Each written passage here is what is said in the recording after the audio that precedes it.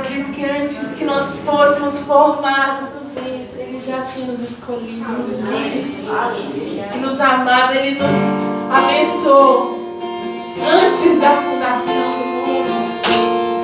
O amor de Deus é incomparável mesmo. Se renda esse amor, se renda esse amor. Não a canção, sabe? Não a música, mas é o amor de Deus. O Senhor está aqui. Nós cremos, nós iniciamos esse culto dizendo que é necessário crer que Ele é real para se aproximar dEle. Oh Deus, e nós cremos em Ti. Nós cremos em Ti. Tu és real, Senhor. Tu és real, Senhor. Antes de eu falar, Tu cantava sobre mim. Tu tem sido tão, tão bom pra mim, Jesus. Antes de eu respirar, sopraste tua vida em mim. Tu tem sido tão, tão bom pra mim. Oh, impressionante, infinito, ousado amor de Deus. Oh, que deixa as 99 só pra me encontrar. Não posso comprá-lo, nem merecê-lo, mesmo assim se entregou. Oh, impressionante, infinito, ousado amor de Deus.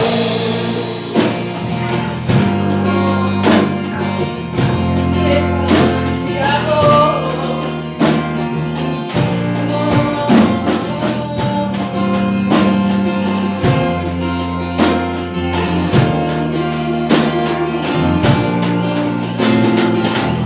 Inimigo eu fui, mas teu amor lutou por mim. Tu tem sido tão, tão bom pra mim. Não tinha valor, mas tudo pagou por mim. Tu tem sido tão, tão bom pra mim.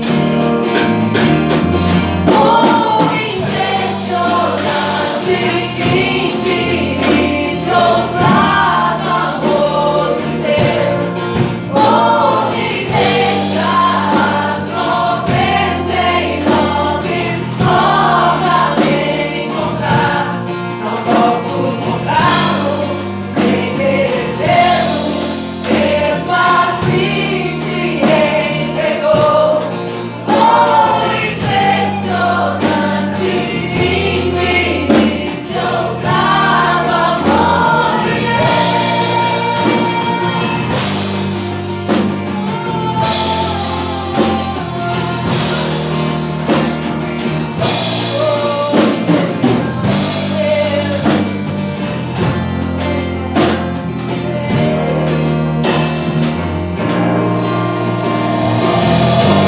Braços para sombras, escala as montanhas pra me encontrar. Derruba as muralhas, destrói as mentiras pra me encontrar. Braços para sombras, escala as montanhas pra me encontrar. Derruba as muralhas, destrói as mentiras pra me encontrar. Braços para sombras.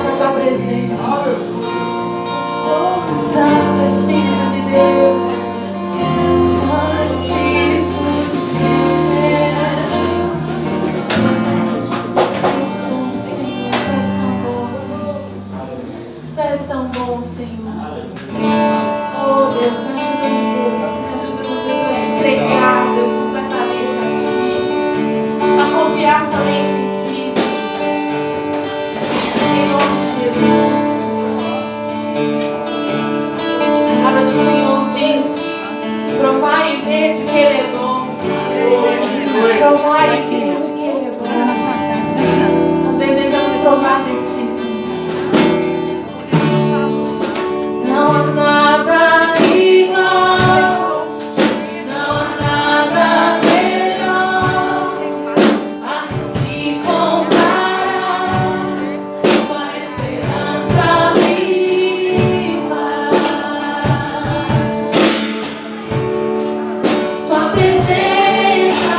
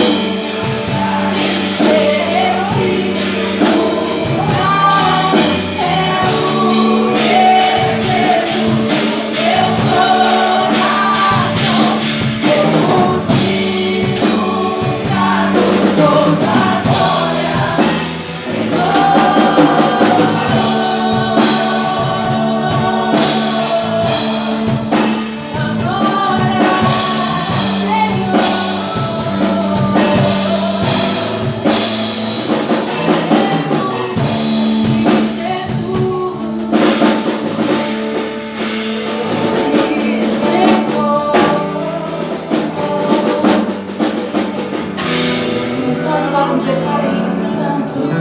Santo Espírito, és bem-vindo aqui. Vem inundar, encher este lugar. É o desejo do meu coração. Sermos inundados com a glória, Senhor.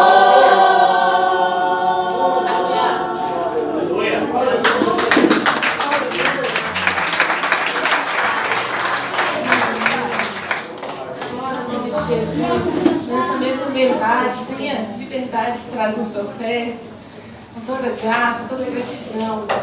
Nós te exaltamos, Jesus. Nós continua, Deus, prepara o Senhor.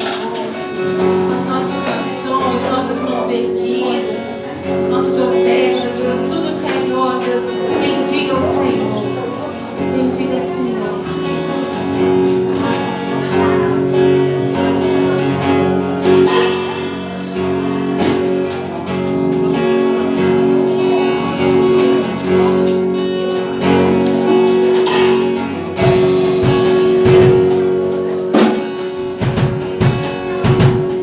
Os reinos se abalam, Os povos se curvam, as bocas se abrem, as mãos se levantam para dizer que tu és o Rei.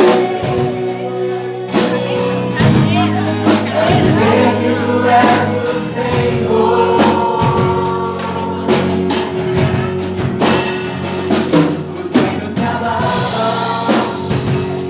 os povos se curvam, as bocas se abrem, as mãos se levantam para dizer que tu és o Rei. Para dizer que tu és o Senhor.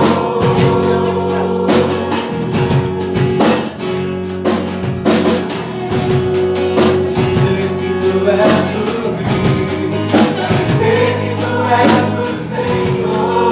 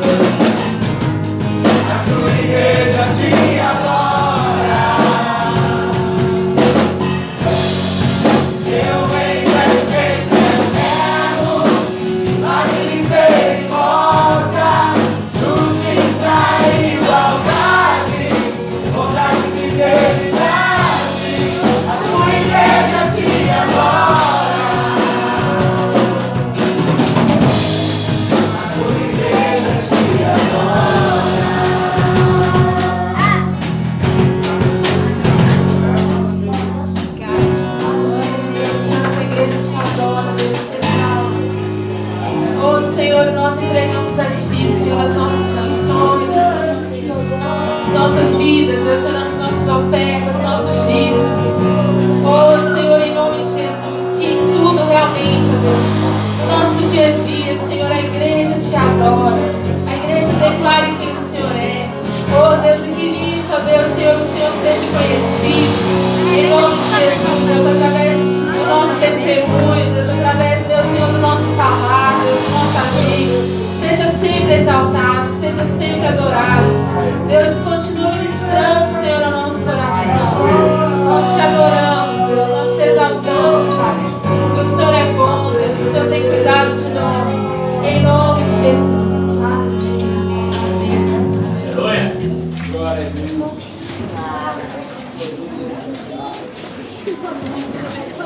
Amém, queridos? Graça e paz. Legal. Devagar, bem devagar. Bem devagar. Pode sentar. Sobe não. Opa. Direto, pai. Amém? Suave. Tem como não toca. Vou tocar hoje. Tá demais de bater. Rafa está gravando, depois você vê, porque eu vou divulgar só hoje. Ao final do culto, nós vamos dar algumas informações sobre o nosso acampamento. Então, a Thay está organizando algumas coisas e tal. Então, queria que você não perdesse essas informações. Queria chamar o Wilton aqui na frente. Creio que Deus vai usar profundamente hoje a ministrar os nossos corações. Pode ficar sentado mesmo, vou orar por ele. Ele passou por semanas difíceis. Caiu de moto, foi filho doente, depois a esposa caiu de moto. Depois ele ficou até com esse rosto desse jeito, não tem jeito mais. Quer dizer, era assim antes, mas a gente achou que ia melhorar alguma coisa. Mas graças a Deus, Deus vai usar poderosamente hoje. Estou bem cansado, hoje o dia também foi um pouco ruim, tive que sair, voltar, tal. Mas eu já tinha falado com ele, dessa vez eu dei para ele muito tempo. Mas segunda-feira eu fiz. Depois do culto, semana passada, eu falei que ele estava ministrando hoje. Porque geralmente eu falo um dia, mas hoje dessa vez eu quis dar uma moral. E creio que Deus sempre tem usado para falar poderosamente conosco. Pai, eu quero te agradecer muito por essa noite, quero te agradecer pelos louvores, quero te agradecer, Deus, pelo povo que se reúne aqui. Dessa casa nós fazemos agora uma igreja, porque nós nos reunimos no seu nome. Nós sabemos que o Senhor está no meio de nós, é muito bom saber disso. Então, pedimos ao Senhor que continue a falar conosco, assim como o Senhor falou através das nações, que o Senhor fale conosco também, ó Deus, através da vida do teu servo, que irá usar, ó Deus, a tua palavra. Deus, em nome de Jesus, queremos que o Senhor esteja presente nesse lugar, e a partir dessa presença sabemos que o Senhor tem algo para nós e que nós também podemos nos entregar ao Senhor, porque o Senhor nos aceita. Recebe o nosso louvor e abre os nossos ouvidos para que possamos ouvir a sua palavra em nome de Jesus. Amém. Que Deus te abençoe. Então. Glória a Deus. Louvado seja o nome do Senhor. Amém. Deus abençoe vocês. Boa noite a vocês. O Juliano deu uma pincelada nos meus dias, mas tem sido dias muito difíceis. Acho que não só para mim, mas para muitas pessoas que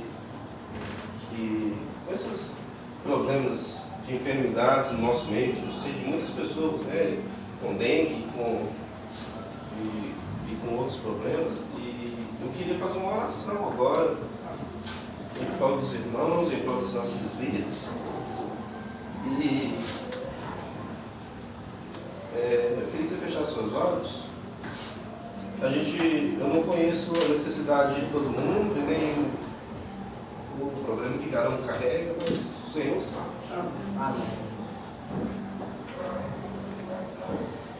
Senhor, nós estamos reunidos no teu nome e queremos te exaltar, te glorificar, te bendizer por tudo que o Senhor tem feito nas nossas vidas, no nosso meio,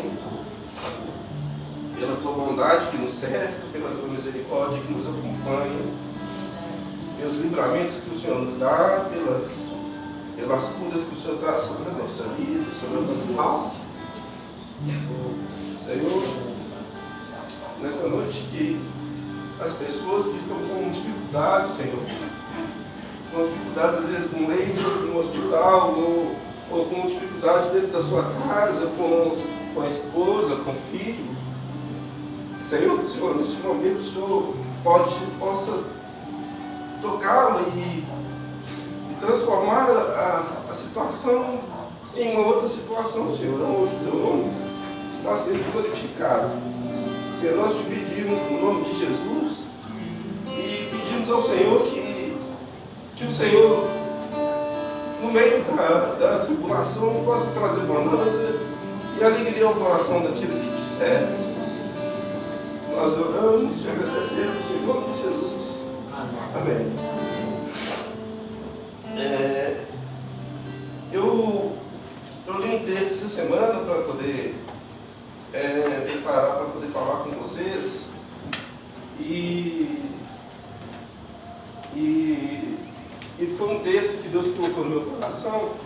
E foi o texto que me trouxe a conversão. Foi o texto que me fez voltar para Cristo. E eu queria compartilhar isso com vocês hoje. Talvez não vai ser um estudo, nem algo tão profundo quanto o Juliano dá, ou como outras vezes eu já fiz aqui também. Mas eu creio que vai ser algo de Deus para o seu coração. Amém.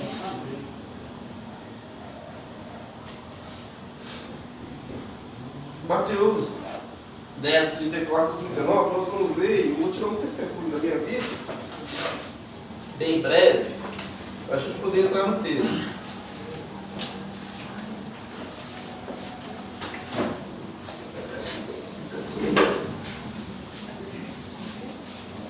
Mateus 10, no versículo 34,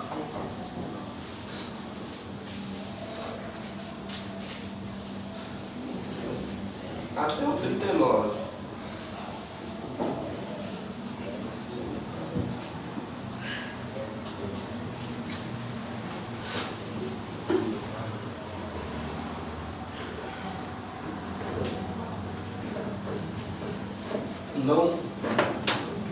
Amém? Não penseis que vim trazer paz à terra. Não vim trazer paz, mas espada. Pois vim causar divisão entre o homem e o seu pai, entre a filha e sua mãe, entre a nora e a sua sogra. Assim, os inimigos do homem serão o da sua própria casa. Quem ama o seu pai ou sua mãe mais que a mim, não é digno de mim. Quem ama seu filho ou sua filha mais que a mim, não é digno de mim. E quem não toma sua cruz e vem após mim, não é digno de mim. Quem achar a sua vida, perdê-la-á. E quem, todavia, perder a sua vida por minha causa, achá-la-á. Depois eu falo de Mateus, mas deixa eu te contar uma história.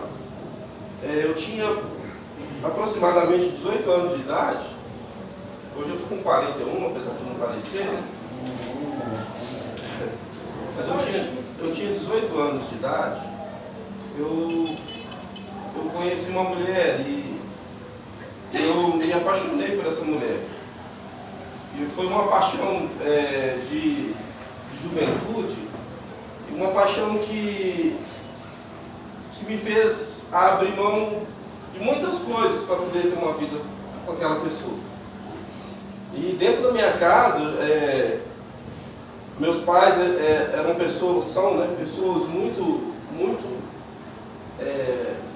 ligadas à família, aos filhos. E essa pessoa com quem eu estava me envolvendo, ela tinha 26 anos, né? Eu tinha 18 e ela tinha 26 anos. Meus pais, com uma pessoa experiente e com um olhar diferente, ele olhava para aquela pessoa e via que aquela pessoa não era uma pessoa que ia trazer boas coisas para a minha vida. E eu fiquei cego por uma paixão exacerbada, uma paixão louca e louca e cega mesmo, e me envolvi com essa mulher e abri mão da minha família. E tive muitas dificuldades, porque aquela mulher começou a ser rejeitada por todos aqueles que eram meus pais, meus irmãos, de maneira que eu tive que me afastar da minha família. Nesse relacionamento com essa mulher, nasceu uma menina que é a Thaís, que é minha filha, acho que muitos aqui conhecem, e eu a engravidei. Só que essa mulher, ela me fez algo que poucas pessoas, talvez, na vida possam ter passado. Eu me entreguei tanto a minha vida a ela e no fim de toda essa história, ela jogou fora tudo aquilo que eu tinha produzido para a gente. Fui traído, fui corneado, como alguns dizem, fui violentado emocionalmente, eu fui roubado financeiramente, porque eu confiei tanto naquela pessoa que eu entreguei para ela os meus cartões, e aquela pessoa, ela me destruiu financeiramente. Ela roubou o que tinha no meu banco, um dinheiro que eu estava guardando, que eu era muito econômico. Certo dia eu estava contando essa história para o pastor Juliano e ficou assim, meu Deus, não sabia disso tudo não. Mas ela me deixou destruído emocionalmente, financeiramente, moralmente. Como homem, eu já não me sentia como homem, porque um homem, quem é homem aqui sabe o que eu estou falando, quando ele fica numa situação dessa, parece que ele perdeu o senso de homem, parece que ele passou a ser um trapilho, algo manipulado por alguém. E eu me vi numa situação em que eu estava perdido. Apesar de meus pais serem pessoas bem aconchegantes e me colocar perto deles, eu sentia como se eu estivesse longe de todo mundo, isolado e desamparado, e sem saber o que fazer, com uma dívida. Para você ter uma noção, na época eu recebia 3 salários mínimos, era 280 e alguma coisa que eu ganhava por mês. Eu estava encapulado numa dívida de mais de 5 mil reais. Eu não sabia o que fazer, desesperado. Mas a dívida financeira ainda não era o pior. O pior era o que estava dentro, a ferida que estava dentro, que não se fechava. Que eu poderia ter aquele dinheiro, mas aquela ferida que estava dentro de mim, ela não se fecharia com o dinheiro. E no meio dessa confusão toda, eu conheci um homem. Desculpa, eu vou no meio assim me emocionar, porque eu sou emocional assim mesmo, eu choro às vezes. E no meio dessa confusão toda eu conheci um homem. Ele chama Admar. Ele é pastor hoje, ele tem uma igreja lá no Betânia. E esse homem ele entrou no trabalho onde eu trabalhava. E no primeiro dia, ele fez menção de uma coisa para mim assim: olha, ele entrou para ser motorista no lugar. Só que ele não tinha experiência nenhuma. E eu falei para ele assim: nossa, vem trabalhar aqui, você nem tem experiência. Ele falou assim: olha, Deus me mandou para esse lugar para me fazer a diferença nesse lugar. E são coisas normais no dia de hoje. Às vezes você consegue um emprego e às vezes você tem vida com Deus, mas você não acha que Deus colocou naquele lugar. Aí ele falou comigo assim: olha, Deus me mandou para esse lugar.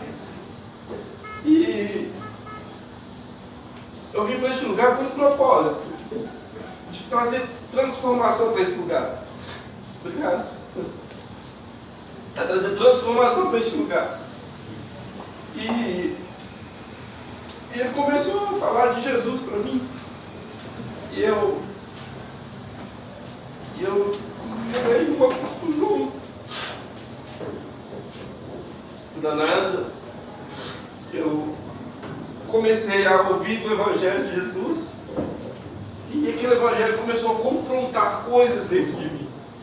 ainda nas situações que eu estava, eu sentia que aquele evangelho, ele confrontava coisas que eu aprendi de criança, que os meus pais inculcaram na minha mente, acerca de doutrinas, de ensinos, de práticas, e que o mundo também, que quando a gente cresce no mundo, e as coisas que acontecem ao nosso redor também influenciam na nossa vida. E eu comecei a conhecer um Jesus, e aquilo começou a confrontar dentro de uma história, começou a ser confrontado dentro de mim. E eu comecei a ler a Bíblia. Porque eu era uma pessoa, também sou ainda, às vezes eu ainda sou assim, mas eu era uma pessoa tão assim, arrogante, que eu gostava de falar assim, olha, ninguém vai me enganar, eu vou saber se aquilo que está sendo falado é verdade. Eu comecei a ler a Bíblia. E eu li Mateus, que é esse livro aqui que nós falamos, eu li Marcos, eu li Lucas, eu li João, eu li Atos, eu li Romanos, eu estava em Coríntios, quando eu converti eu estava em Coríntios. Eu já tinha lido até Coríntios quando eu aceitei Jesus. E nesse meio tempo as coisas estavam se arranjando no sentido emocional. Financeiramente ainda não, mas emocional estavam se arranjando. Mas os conflitos internos, familiares, não. E eu comecei a ver que Cristo não fazia parte da minha família. Apesar da minha família, desde criança, nós sermos católicos, não que os católicos não conheçam a Deus, e nem é nada disso, mas a gente, se dizendo católico, cresceu sem conhecimento nenhum de Deus, nem de Bíblia, nem de palavra de Deus, nem de relacionamento com Deus, de nada. E eu cresci ali e via minha família e falei assim, minha família não tem Deus. E na minha casa a gente tinha uma prática de todos os finais de semana a gente se reunia para fazer churrasco, tinha muita bebida e a gente sentava e fazia escárnios e havia muita confusão no nosso meio. E a minha mente muito confusa. E em meio a essa situação, eu abandonei essa mulher quando eu descobri que ela estava me traindo. Não vou usar a palavra traindo, mas... E aí eu tinha voltado para casa. Eu tinha saído de casa por causa dessa situação e aí eu voltei para casa. Quando eu voltei para casa, meu pai falou comigo assim, olha filho, eu não tenho muito te ajudar, mas eu vou fazer de tudo para te ajudar a sair dessa situação. Eu falei com ele assim, pai, essa situação eu entrei sozinho, eu vou sair dela sozinho. E essa semana ele nos usou até uma frase que ele usou para mim, ele falou assim, olha, não, nós estamos juntos nós estamos nisso e nisso nós vamos sair juntos. Essa frase que ela falou, ela também me emocionou muito. Eu estava lá no trabalho e eu entrei no banheiro, chorei até.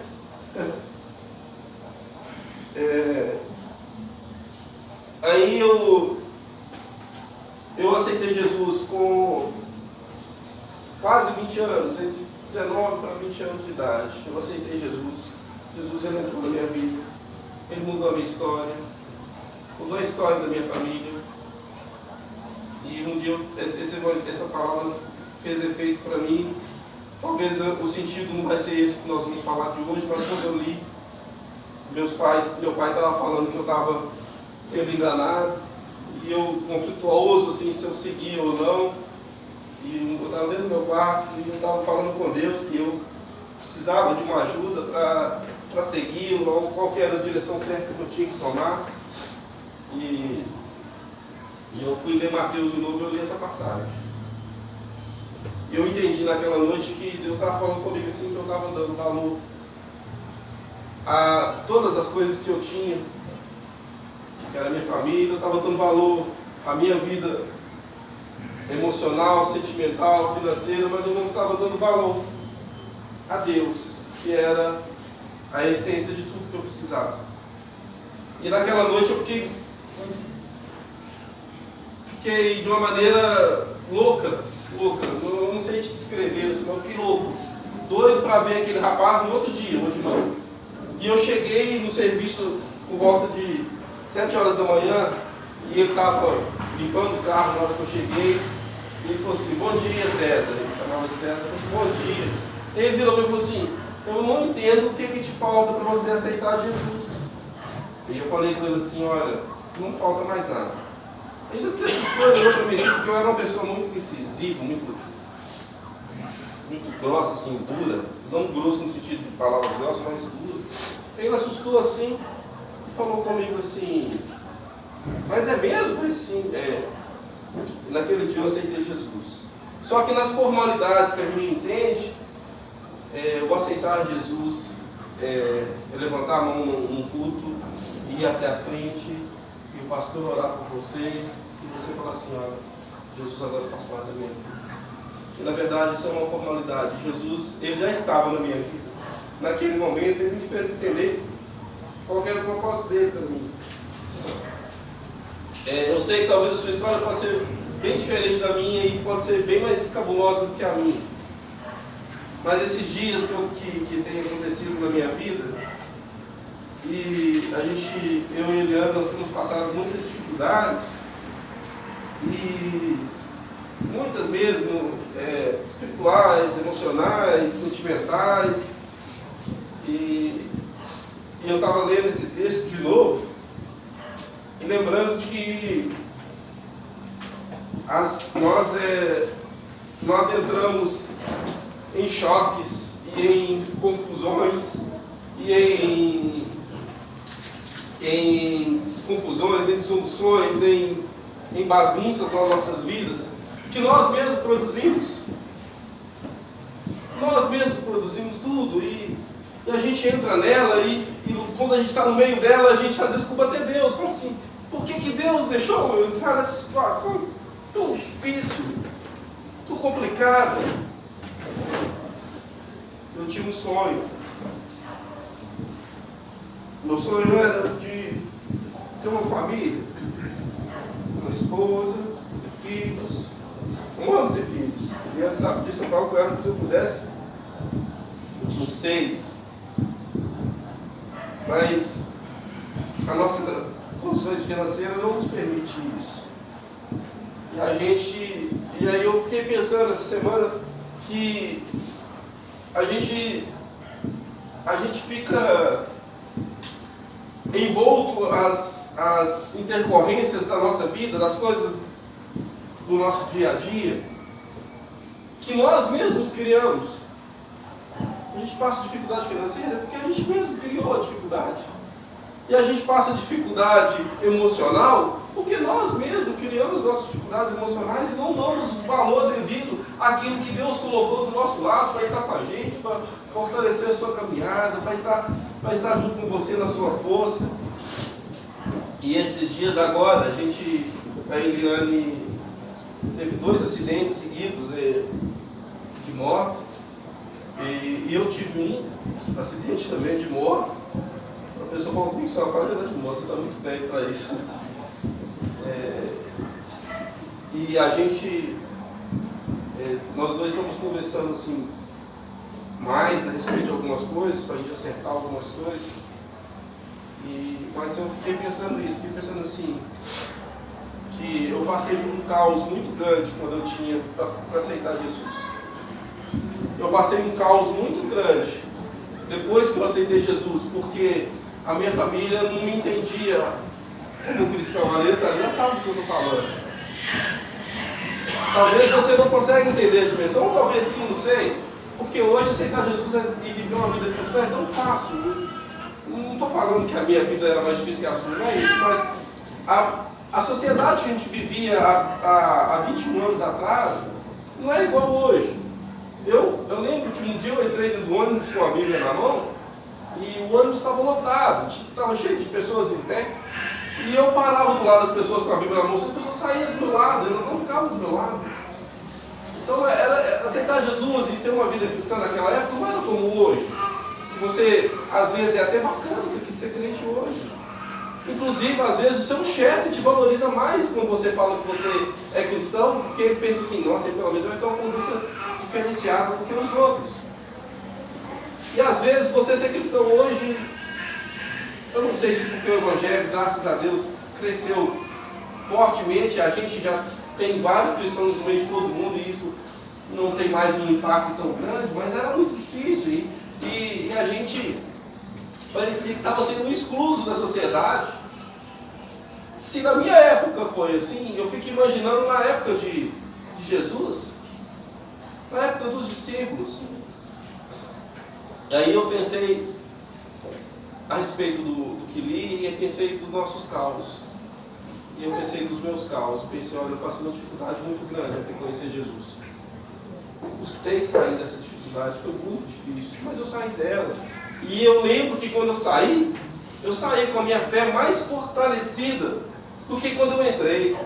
Depois disso, dentro do próprio Evangelho, eu tive as minhas decepções de novo, sentimentais, emocionais, mesma coisa, dentro do Evangelho. Aí eu pensei assim, será que o problema sou eu?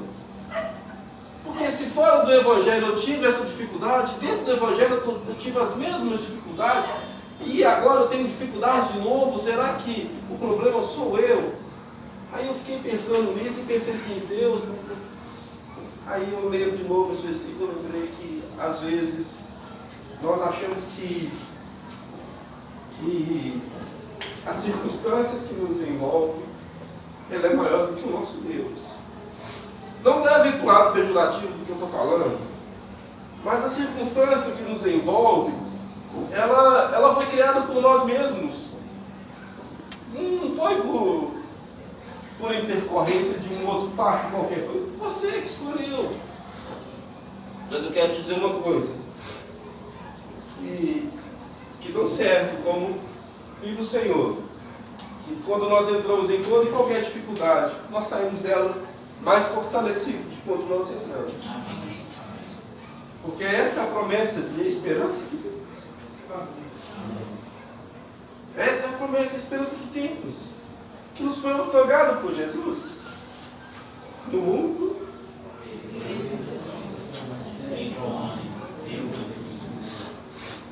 as aflições do mundo, ela pode ter sido criada por você mesmo, pode ter sido criada por circunstância do pecado e das coisas que acontecem no cotidiano da humanidade, porque acontece com todo ser humano.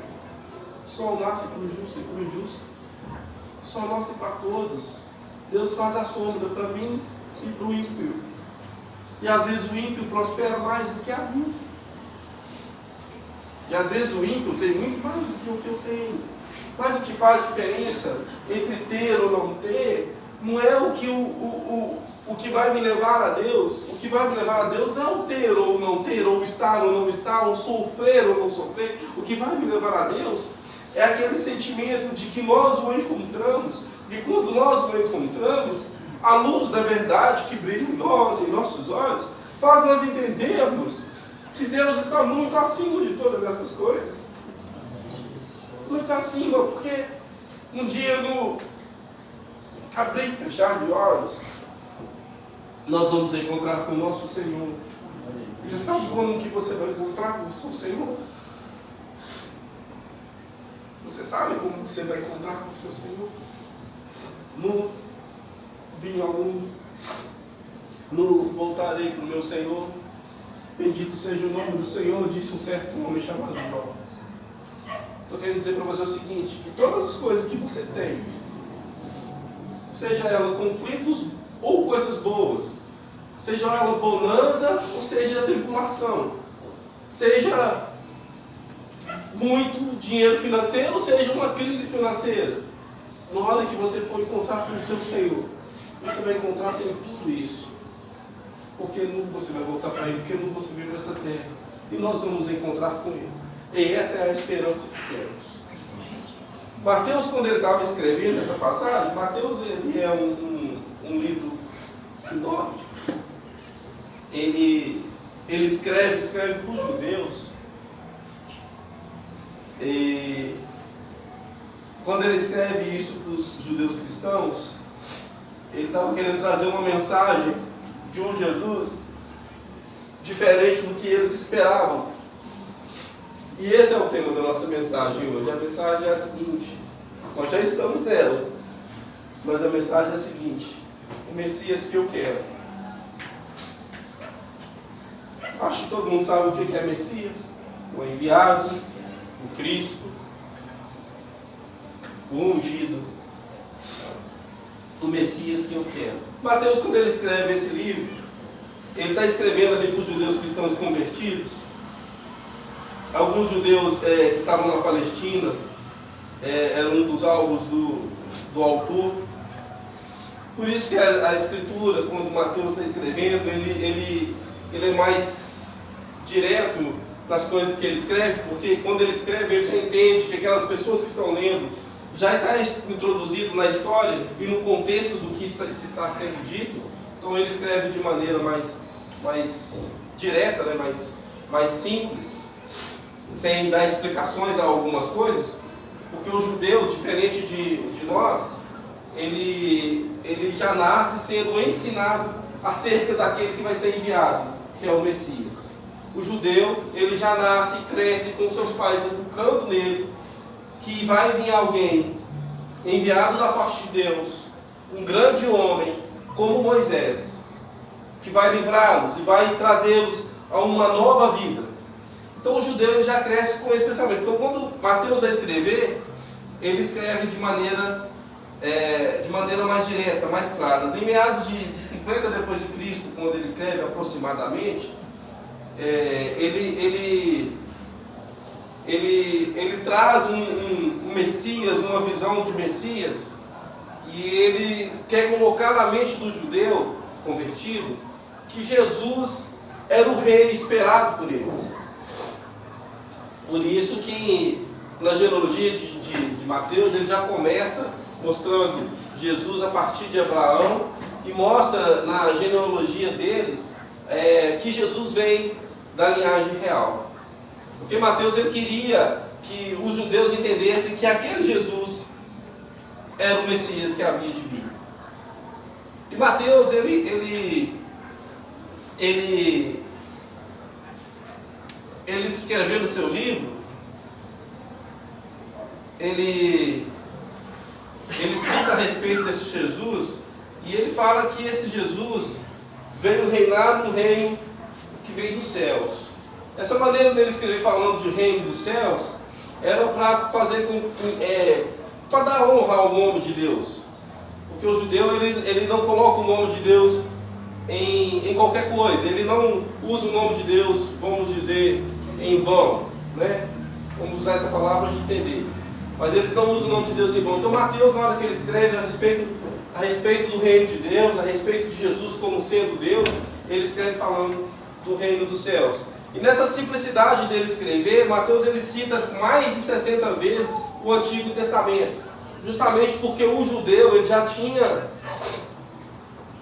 conhecimento acerca das coisas que aconteceriam para a chegada do Messias. E para fazer uma hermenêutica correta do texto e para a gente não sair do que o texto está falando, Mateus, na hora que ele escreve acerca de Jesus, acerca disso que Jesus falou, quando ele fala assim, olha, não penseis que vim trazer paz à terra. Não penseis dessa maneira. Penseis que vim trazer paz à terra? Não vim. Eu vim trazer foi espada. Eu vim trazer foi espada. Jesus então veio trazer guerra para a terra ao invés. Não é isso que Mateus estava querendo dizer. No contexto, a gente percebe Jesus com os seus discípulos e apesar que Mateus não usa uma ordem cronológica para poder escrever, então às vezes o texto dele que está no meio, na verdade ele é o começo, né? Às vezes o texto daqui é o começo, ele não usa uma ordem certa para escrever, porque a intenção dele é mostrar as coisas mais claramente acerca do Cristo. E Jesus está ali no versículo 10 ensinando os discípulos, ele envia os seus discípulos e ele fala acerca das dificuldades que eles iam encontrar a partir daquele envio. Que eles iriam ser pessoas que iam ser usadas por Deus no sentido de que iam trazer cura e libertação, ia expulsar demônios, mas eram pessoas que iam encontrar dificuldades de proclamar o Evangelho no meio dos seus irmãos, e a gente vê um pouco mais Jesus falando para eles, e só para os judeus, não ir para os gentios, não vá para os gentios, só para os judeus. Então ele começa a admoestar ali e falar acerca das coisas que eles sofreriam a partir do momento que eles começassem a anunciar o Evangelho, das dificuldades que eles teriam para anunciar aquele Evangelho. E Jesus ele começa esse discurso introdutivo, falando assim, não penseis que vim trazer paz à terra, não vim trazer paz, mas espada. Mateus, na hora que ele escreve essa passagem, e mais para frente ele escreve que, eu vou ler todo para mim falar certinho, na ordem, ele fala assim, ó, olha que bonitinho que é isso. Isso aqui foi a arte da Dai, esposa do Johnny. A gente deu no culto dos homens. Eu tenho dois, só fico marcando duas lá. Não penseis que vim trazer paz à terra, não vim trazer paz, mas espada, pois vim causar divisão entre o homem e seu pai, entre filhos e sua mãe, entre nós e suas sogras. Assim, os inimigos do homem serão a sua própria casa. Quem ama seu pai e sua mãe mais que a mim, não é digno de mim. Quem ama seu filho ou sua filha mais que a mim, não é digno de mim. E quem não toma a sua cruz e vem após mim, não é digno de mim. E quem achar a sua vida, perderá. E quem, todavia, perder a sua vida, por minha causa achará. Ele fala assim que ele veio trazer uma divisão ideológica, uma divisão entre pensamentos, uma divisão de ideias. E Mateus, na hora que ele escreve isso, o povo que lê isso, as cartas que eram escritas, elas eram escritas para ser lidas, né? Porque as pessoas naquela época não sabiam ler. Então, na verdade, às vezes, por exemplo, numa igreja, vamos imaginar a nossa igreja, né, uma igreja igual a nossa, assim, talvez teria uma pessoa que sabia ler. Então, chegava uma carta para ele poder ler. Então, Mateus é escrito de maneira que alguém iria ler para os ouvintes. Então, na hora que ele escreve isso, ele está escrevendo e na mente das pessoas que estão ouvindo, é levada a mente deles para o texto lá de Miqueias. Eles, na hora, eles lembram assim, olha, esse negócio está escrito nos profetas. Mateus está ligando a palavra de Jesus, o que Jesus veio fazer, ao que o profeta já tinha pré-anunciado lá no Antigo Testamento. Por que ele faz essa ligação? Ele faz essa ligação para que o povo judeu convertido entenda que o Jesus que estava falando isso era aquele Jesus que Miqueias estava falando. E lá em Miqueias, se você abrir lá para poder ler, vamos abrir lá para você poder ver. Miqueias, capítulo 7, versículo 1 ao 7. Então ele faz menção de um Jesus que Miqueias tinha falado acerca dele. Miqueias é um profeta.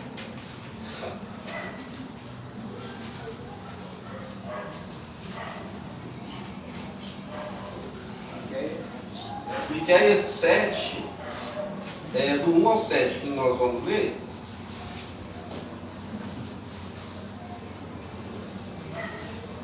Depois de Daniel, Amós,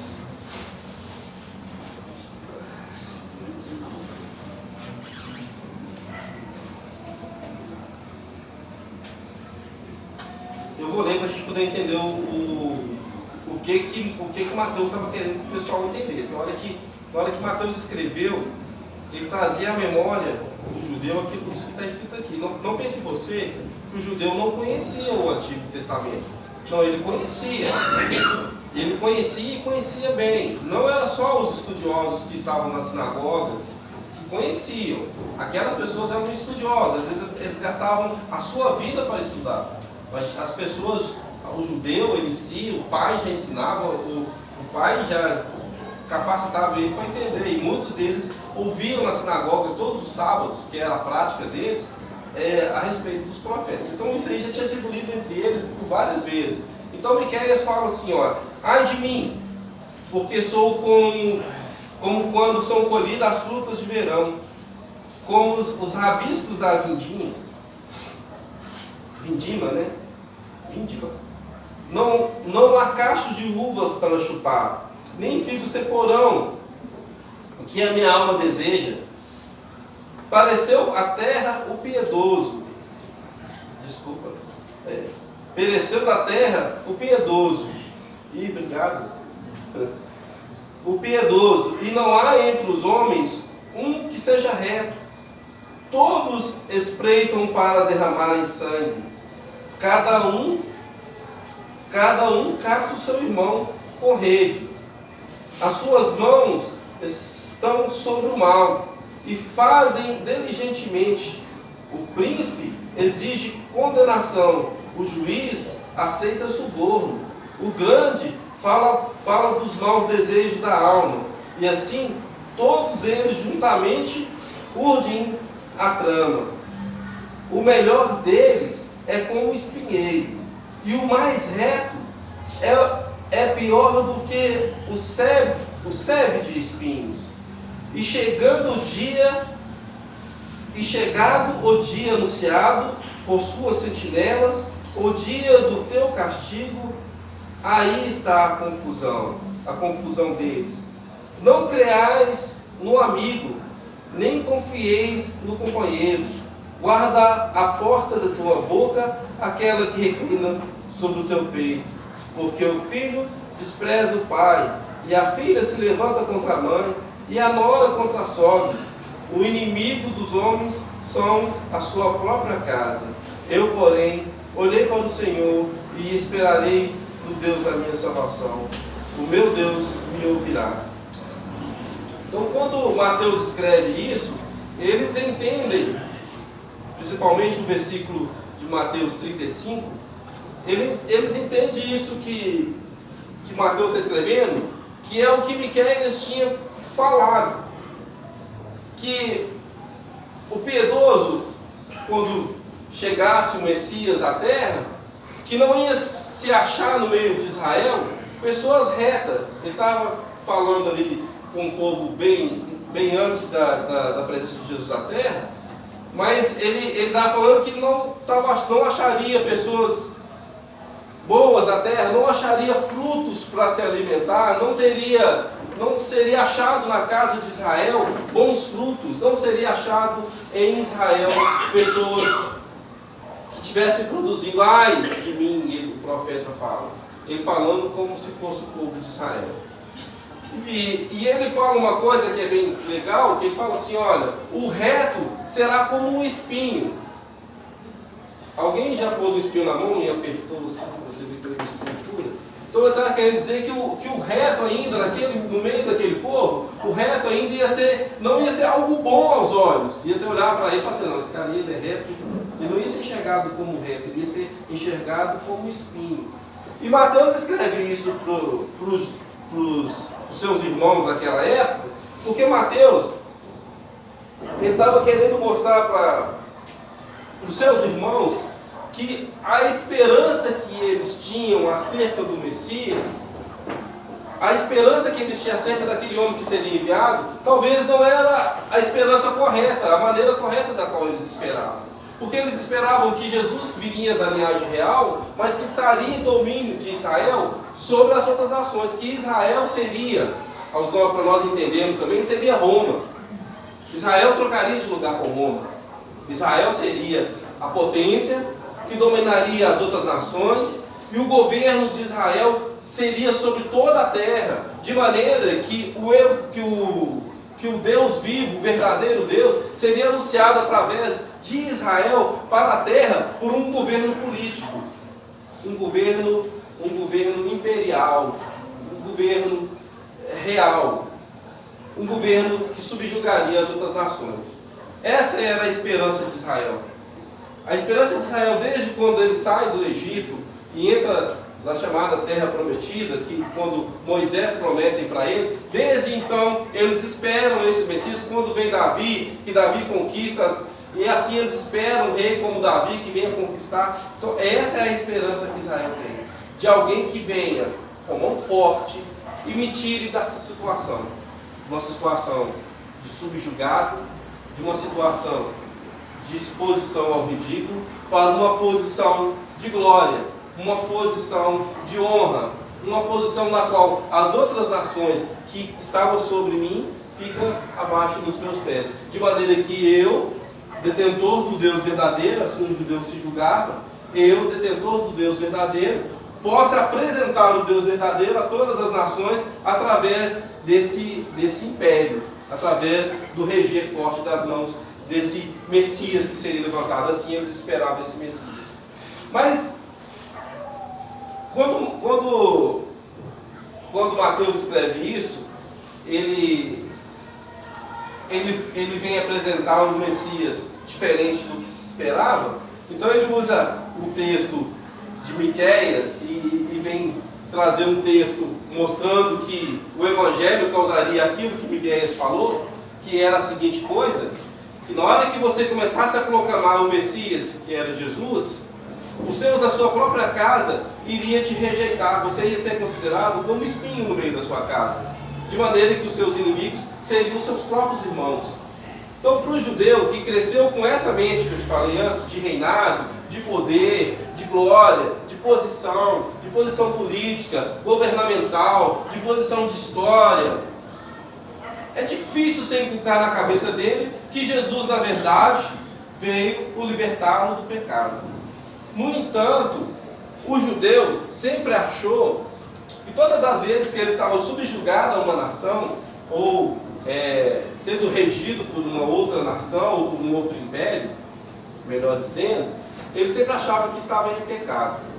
Porque ele entendia que ele só estava naquela posição porque o pecado dele o afastava do Deus dele. Então, Deus o abandonava, então eles ficavam subjugados a outra nação, ou a outro império.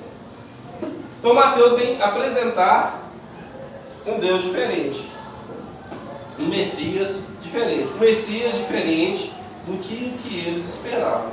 Um Messias que ia trazer divisões ideológicas, divisões de pensamentos, divisão entre pai e filho, nora e sogra, entre o homem e a sua família. Porque o homem iria pensar em um Messias de um jeito e a família toda pensar no Messias de uma outra maneira. E Miqueias fala que a nação estaria corrompida, fala dos príncipes, que os príncipes e os juízes estariam recebendo suborno, estariam trazendo condenação sobre o povo. Mas ele usa uma palavrinha no final que ele fala assim, lá no 4, fala que o melhor deles é como o espinheiro, o mais reto é o pior espinho. E é chegado o dia anunciado, aí está a conclusão. Daí para frente parece muito com o que Mateus está escrevendo.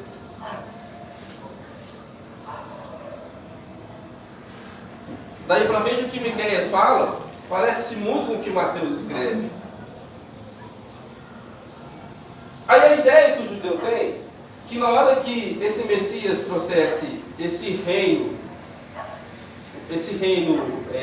físico, que as outras nações da terra estariam subjugadas a esse reino e as suas ramificações saindo dele, eles entenderiam então que a perfeita religião judaica estaria difundida.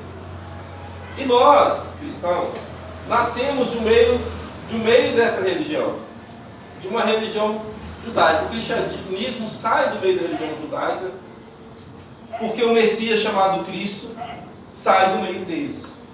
E o Messias chamado Cristo, ele vem trazer uma organização ao mundo, uma organização ao caos do mundo, mas não uma organização ao caos esperado, que era uma organização ao caos terreno. E é a organização que nós esperamos ter agora. Nós esperamos que Deus entre na nossa vida, e na hora que Ele entra na nossa vida, que todos os nossos problemas sejam resolvidos. Gente, vou falar uma palavra que meu pai fala aqui, né? Meu pai, na hora que a gente fica doente, ele fala assim: você deve ter feito algum pecado. Então, esse às vezes o Deus que a gente fica esperando. o Messias, a gente fica esperando o Messias que vai entrar na minha vida, vai resolver meu problema com a minha esposa, vai resolver o meu problema com a minha esposa, vai resolver meu problema financeiro, vai resolver meu problema físico, vai resolver meus problemas sentimentais e morais, vai resolver todos os meus problemas, e eu vou ser colocado sobre cabeça, e todas as coisas sobre os caravelos dos meus pés, e eu vou ser... Não se é de se estranhar que isso rola na nossa mente, porque a nossa raiz também ela vem com esse pensamento de ideia. Porém, a religião perfeita apresentada e a organização do caos apresentado vem no contraposto do pensamento da humanidade. Não, mas você não está falando que era do pensamento judeu? Não, agora é no contraposto do pensamento da humanidade. Porque nós, como seres humanos, não como Deus, nós sempre esperamos de uma maneira de que o benefício seja para nós. É super natural, querido, nós pensarmos no benefício como para nós. Nós nunca pensamos no benefício como um conjunto, mas nós pensamos no benefício como para nós. E Deus ele tem um pensamento diferente, então ele vem no contraposto do pensamento. Aí, o que acontece com o Evangelho? O Evangelho não agrada as pessoas. O Evangelho não nos agrada. Porque o Evangelho fala que nós temos que tomar a nossa cruz. E tomar a nossa cruz é ir lá, amar o meu inimigo, orar pelo meu inimigo, na hora que o meu chefe age comigo de maneira injusta, porque eu estou certo, fazendo tudo certinho, é injusto comigo. Na hora que o meu vizinho vai lá e age comigo de maneira injusta, eu estou sendo todo certo, ele é injusto comigo. Na hora que a pessoa no trânsito faz algo que eu estou todo certinho e ele age comigo com injustiça, eu vou orar por ele e vou amá-lo. Aí o Evangelho, ele te coloca no contraposto do seu pensamento. Aí você fica em choque. Aí parece que você está errado. Aí você pensa assim, não, eu estou errado. Está todo mundo certo e eu errado. Aí o Evangelho, ele causa esse choque na humanidade na hora que Jesus chega na Terra. Porque o judeu está esperando isso e ele traz um pensamento diferente, ele vai no contraposto do pensamento judeu. E nós estamos no nosso mundo, no nosso mundinho, e sendo Deus do nosso mundinho, tomando conta do nosso mundinho, e na hora que o Evangelho chega na nossa mente, ele age no contraposto do nosso pensamento, e parece que aquilo ali que nós estamos ouvindo é errado, e que nós é que estamos certos. O Evangelho, ele age na contramão do pecado. Quando o Evangelho, nós somos livres, viu, queridos? Não entendam como prisão, porque às vezes também a pessoa pega o Evangelho e fala do Evangelho uma prisão para si. Nós somos livres, Jesus veio nos libertar do pecado, nos fazer pessoas livres, para termos paz interior, paz de alma e certeza de que estaremos com Deus. Isso é o Evangelho. Ele está na contramão do pecado. O Evangelho, ele não concorda com o pecado. Mas o Evangelho fala que nós temos que amar aquele que está em posição de pecado. Até mesmo porque, aí já de experiência de pessoa mesmo, depois que eu aceitei Jesus, eu ainda cometi pecado. Eu não sei vocês, né? Talvez você não, mas eu cometi. Então, eu deixei Jesus entrar na minha vida e cometi algum pecado. E Jesus, na contramão do Evangelho, na contramão do pecado, ele fala que nós temos que amar o pecador. Amar o nosso inimigo. Porque se nós formos pensar bem, numa situação real, quando nós somos confrontados por alguém, nós não o amamos. Eu acho que a última coisa que nós pensamos é em amar aquela pessoa. Então o Evangelho ele vai no contraposto. Quando nós estamos dentro do Evangelho, andando no contraposto da humanidade, no sentido de pensamentos ideológicos, no sentido de pensamentos de cotidiano, contra o pecado, tentando tem uma vida completamente reta, nós ficamos parecendo que somos o espinho da humanidade. Inclusive no meio do próprio Evangelho.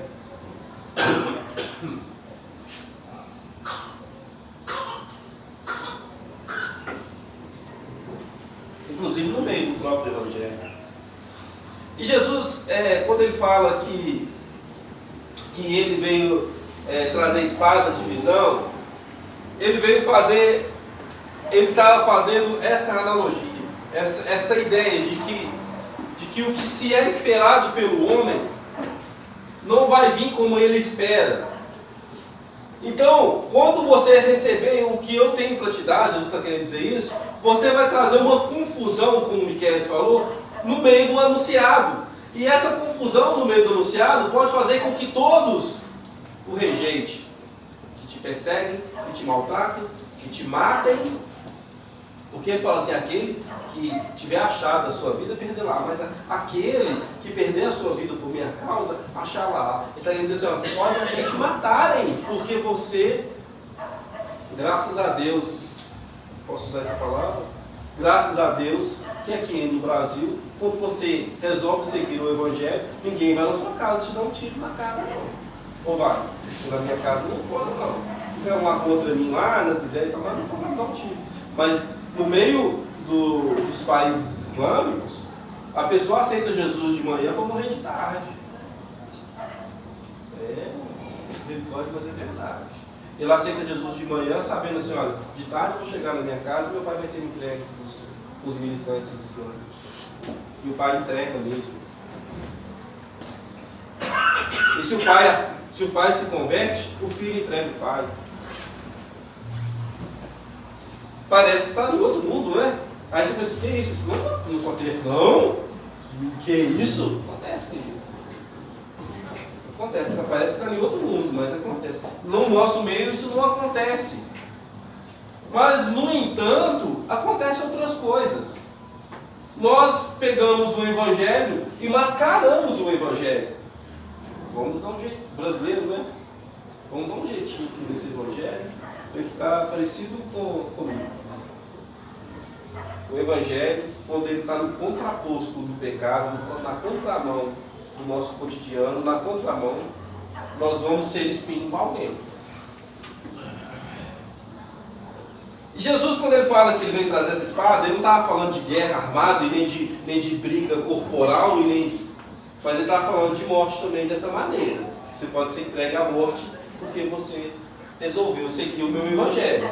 E olha, eu vou te falar uma coisa, se você não tomar a sua cruz e me seguir, você não é digno de mim. E eu vou te falar outra coisa ainda, se você não for espinho, é isso que Mateus está querendo dizer para eles, que na hora que ele fala para eles disso, eles lembram direto de Miqueias. Ele fala assim, ó, e vou te falar uma coisa para vocês, se você não for espinho no meio da sua família, você não é reto. Se você não for espinho no meio da sua sociedade, você não é reto. Se você não estiver trazendo uma mensagem que vai trazer a libertação do pecado deles, para que eles possam se encontrar com o verdadeiro Deus, de maneira que o Deus que eles estão esperando, que vai trazer para eles um reino físico, moral, político, não é verdadeiro, e sim libertação do pecado da sua alma, de maneira que o homem pode se aproximar a Deus, e você ser espinho, você não é digno de mim. E se você não tomar a sua cruz, com suas mazelas, com suas dificuldades, e carregá-la, você também não é digno de mim.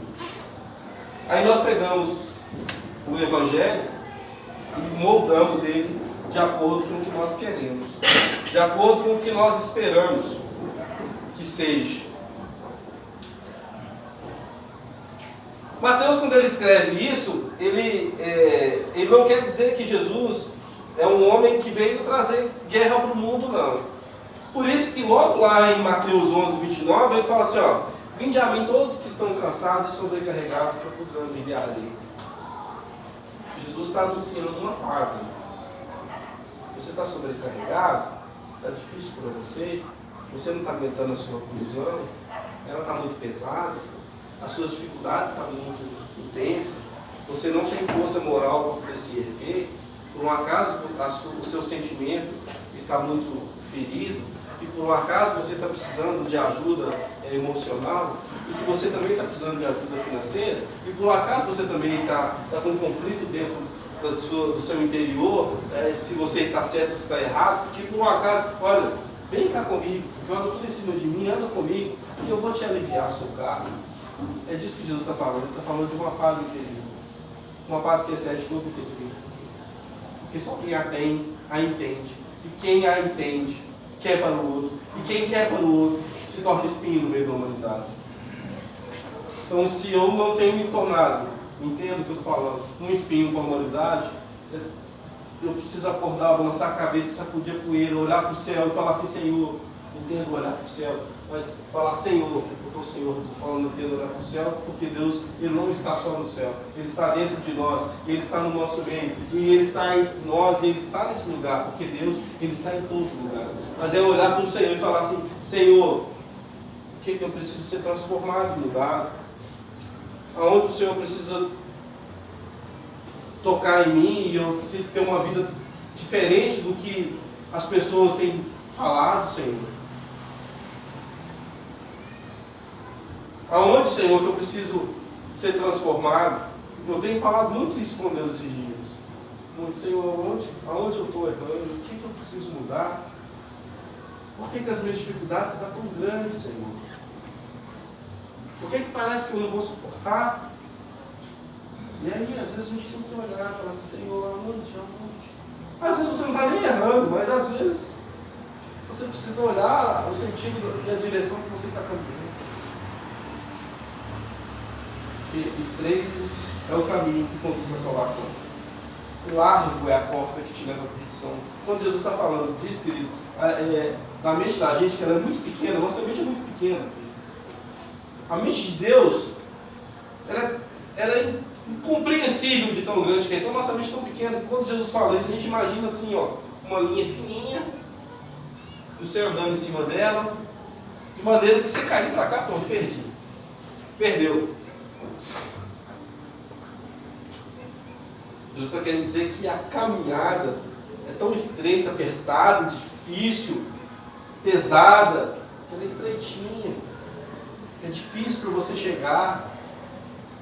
Mas vinde a mim, diz Mateus 11:29, vinde a mim, todos que estão cansados e sobrecarregados, porque eu vos aliviarei. Eu vou dar para vocês, o apóstolo Paulo fala isso em Romanos 5, fala assim: eu vou dar para vocês uma paz que excede todo entendimento. Ele fala assim, ó: tendo sido justificado pela fé, temos paz com Deus que está em nosso Senhor Jesus Cristo. Quando eu sou justificado pela fé que eu tenho paz com Deus. E as minhas mazelas, as minhas dificuldades, as minhas coisas, os meus cotidianos, as coisas que me cercam, ela não pode atingir a minha fé, porque a minha fé não está firmada nessas coisas.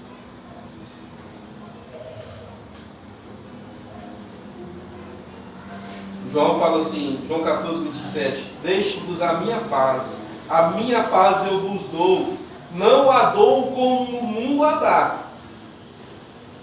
Não te dou uma paz como o mundo a dá. Não turbe o vosso coração, e não nem se atemorize. Existe uma paz que Deus pode te dar, que o mundo não pode te dar. Existe uma paz que Deus pode colocar no seu coração, que nada nesse mundo pode te dar. Filhos bonitos, carro, casa, muito dinheiro, 270 milhões na Mega Sena, não pode te dar. E você pode ter todas essas coisas e não ter a paz de Deus dentro de você. Porque a paz de Deus que está dentro de você é essa. É que você pode se chegar a Deus.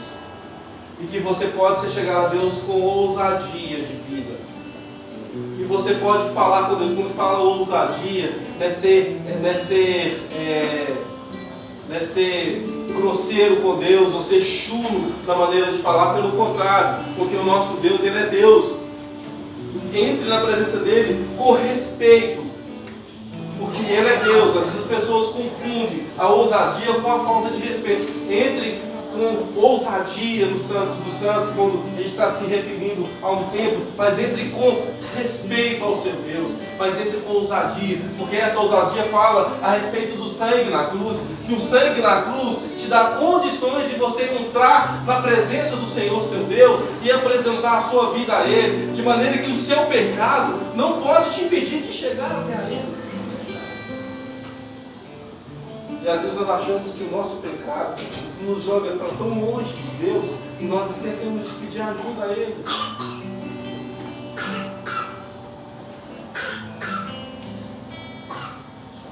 Eu não sei quanto a você, repito, mas eu pequei muito depois que eu aceitei Jesus e deixei Ele entrar na minha vida. Eu ainda pequei muito. E com certeza eu ainda vou fazê-lo, mas lance isso sobre o Senhor e entre com ousadia na presença do Senhor, seu Deus. Porque você é justificado pelo seu sangue. Falando do Evangelho, no contraposto do nosso pensamento, a gente fala de um Evangelho diferente do que se é apresentado no mundo aí. Eu fiz um cruzamento assim, ó, Evangelho versus falsos profetas. Eu fiz isso e vou falar a respeito disso. Não quero julgar ninguém, viu, queridos? Não é na intenção de julgar nenhuma denominação, nem ninguém que fala a respeito disso. É só dentro do Evangelho mesmo. E se alguém se condiz com o que for falado aqui, me desculpe, é só o Evangelho mesmo. É só para você balançar a sua cabeça, sacudir a poeira e seguir no caminho estreito. O Evangelho fala assim: ame o seu inimigo, ore pelo seu inimigo, ande do lado do seu inimigo, leve o seu inimigo à salvação. Mostre o seu inimigo à luz do Evangelho. O falso profeta fala assim: você será cabeça sobre a nação. Você será cabeça onde você estiver. Todas as pessoas vão estar subjugadas a você. Você vai ter toda a autoridade sobre todas as pessoas. Isso nem sempre vai acontecer, porque isso não é Evangelho. No mundo temos aflições. Deixa eu te falar uma coisa. Você vai aceitar Jesus. Jesus vai entrar na sua vida, mas você vai ter dificuldades. Você vai ter aflições de sua própria vida. Porque nós ainda estamos neste mundo. O Evangelho do falso profeta, ele fala assim: olha, Deus vai te livrar de todo mal e você não vai ter mal nenhum. Você vai ser próspero em tudo que você fizer, você terá paz e vida completa. Mas o Evangelho fala assim: toma a sua cruz e me segue.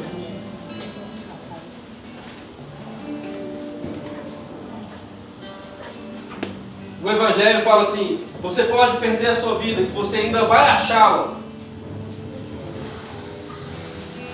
O outro fala assim: Deus está com você, ninguém vai te destruir. Os seus inimigos vão ser destruídos na sua frente. O seu inimigo vai ser derrotado na sua frente. E às vezes o seu inimigo são as próprias pessoas que estão do seu lado. Não, eu caí da mamãe. O Evangelho traz a verdade que ilumina a alma. Traz a verdade que traz luz para a sua alma e para a humanidade. Um outro pensamento: o Evangelho mostra quem você é, um vencedor, mediante a todos os perdedores. O Evangelho inclui o perdido. O Evangelho inclui o morto. O Evangelho inclui o homossexual. O Evangelho inclui o pecador. O Evangelho inclui o pobre. O Evangelho inclui o rico. O Evangelho inclui qualquer pessoa. Porque o Evangelho, ele fala que todos são iguais. Mas tem pessoas que falam que o Evangelho inclui os iguais, inclui os vencedores, inclui aqueles que são fortes. E os perdedores são lançados fora. Os fracos são deixados no meio das estradas. O necessitado problema é dele. Porque o Evangelho, quando entra na vida dele, ele é fortalecido. Assim se pensa o errado. Mas o Evangelho não é assim. O Evangelho ele inclui, o Evangelho ele abraça, o Evangelho vai até o fraco. Eu vim para os doentes, porque o são já tem médico. Os doentes precisam do médico. O são não precisa do médico.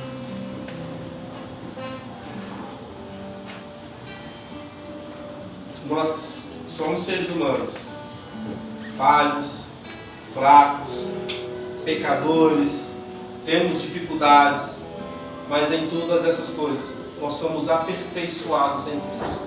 Porque uma vez que o Evangelho entrou na nossa vida, nós somos iluminados de tal maneira que nós entendemos a posição que nós estamos e entendemos o que o Messias fez na nossa vida. E o Messias que nós esperamos é esse, aquele que vai nos resgatar para nos aproximar do nosso Deus e nos dar salvação do nosso pecado e nos aproximar de Deus de maneira que nós possamos ter liberdade com o Senhor nosso Deus. Feche seus olhos um minutinho. A gente manda você fechar os olhos para você se concentrar um pouquinho. Eu sei que quando uma pessoa fala um tanto de coisa, que igual eu falei, que a gente capta algumas coisas. A nossa mente ela tem o poder de ir lá e captar aquilo que me agradou. Mas eu quero que você feche seus olhos e que você pense em algo que eu vou te propor a pensar agora. Pense no que foi falado aqui hoje, mas eu quero que você pense isso como se hoje fosse o último dia da sua vida. E eu quero te fazer uma pergunta assim, olha. Quando você estiver perto da morte e você olhar para trás, o que você gostaria de ver? Então pense agora como se fosse o último dia da sua vida. E você olha para trás, o que você vê?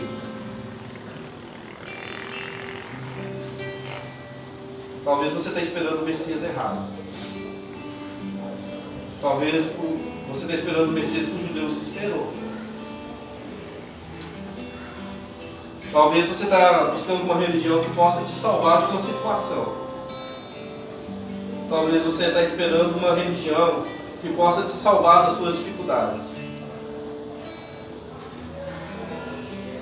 Mas o Evangelho do Messias verdadeiro, ele vem trazer para você uma paz que excede todo entendimento.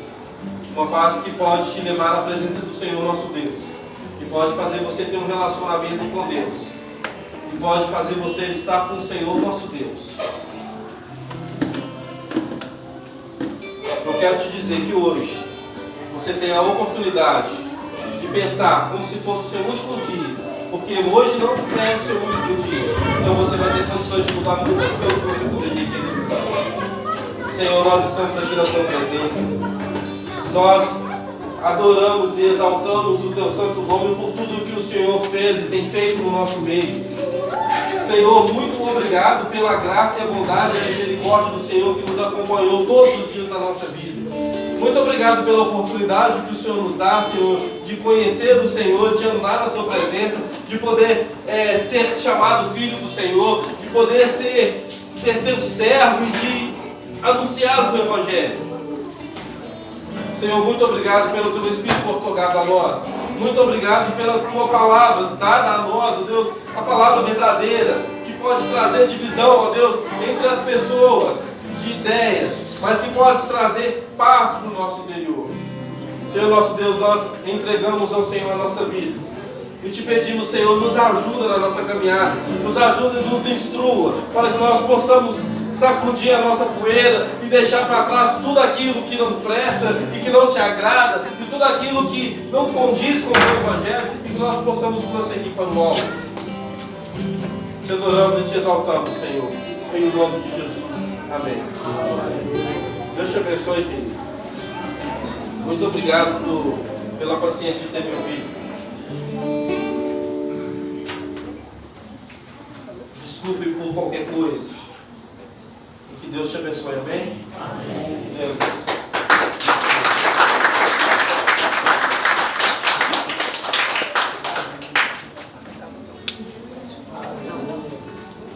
Amém, queridos? Muito edificado essa noite. Espero que Deus tenha falado profundamente no seu coração do jeito que ele falou com o meu. Que você tenha estado aberto a tudo que foi falado essa noite. A gente vai passar algumas coisas sobre a nossa saída na sexta-feira que vem. Porque a gente precisa de estar bem coordenado para o acampamento. Lembrando que nós não vamos ter a reunião, nós não temos culto aqui à noite.